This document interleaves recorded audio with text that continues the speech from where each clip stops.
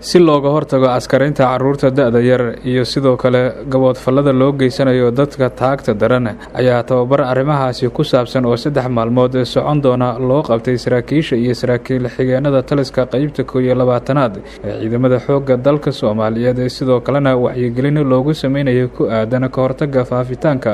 cudurka coronavirus-ka iyadoona tababarkan ay soo agaasintay wasaaradda gaashaandhigga Soomaaliya Ciise Cali Caliyo oo ah agaasimaha waaxda ka hortagga askaraynta carruurta wasaaradda gaashaandhigga Soomaaliya ayaa ugu horeyn ka hadlay waxa uuna sheegay in xiriyo badan ama goobo badan oo ciidamada xoogga dalka Soomaaliyeed ay joogaan ay kormeer ku sameeyaan si looga baadigoobo in halkaasi carruur laga askareeyay balse nasiib wanaag aan laga helin inaba waxa uuna sheegay in hadda kaalin wanaagsan arintaasi iyo ka hortaggeedaba Soomaaliya ay kaga jirto waxaan sameeynay isbuuci la soo dhaafay kormeer aan ku sameeynay meelo badan xirooyin tababar ciidan oo ciidanka xoogga dalka Soomaaliyeed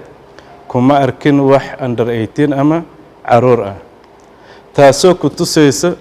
in maanta ciidankeenu horumar fiican gaareen oo ah in la askareyn caruur taasoo la mid tahay maanta ciidanku wuxuu leeyahay galfeel iyo biometric ay soo mareen askari galfeel galay oo biometric laga sameeyay suurtagal ma aha inuu ciyaal ahaado ama ka yaraado systemkeenu aad u fiican yahay horumar fiican la sameeyay bilow fiican la sameeyay waxaan ku soo arkay galmudug ciidan anshaxooda aad u fiican yahay dhinac walba ka dhisan ayagoo dhinac walba ka dhisan yihiin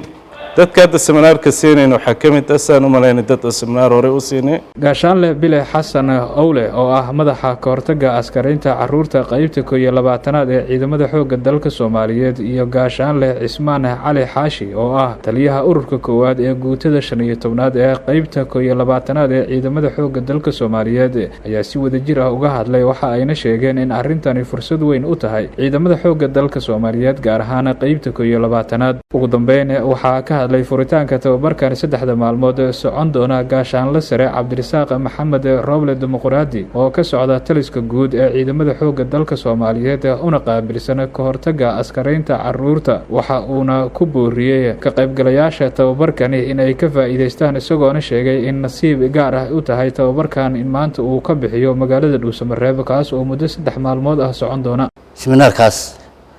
oo ay u nasiibsadeen marka guutada 15aad iyo ololkeeda kale taba maanta oo awal aan soo gaari jirin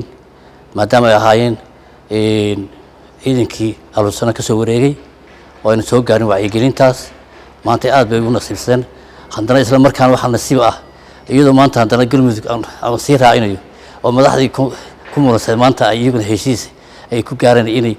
galmudug ay noqoto hal maamul kaliya oo laba nasiib baa meeshaas ku darsamay Maxamed Cabdi Maxamed warbaahinta qaranka Dhuusamareeb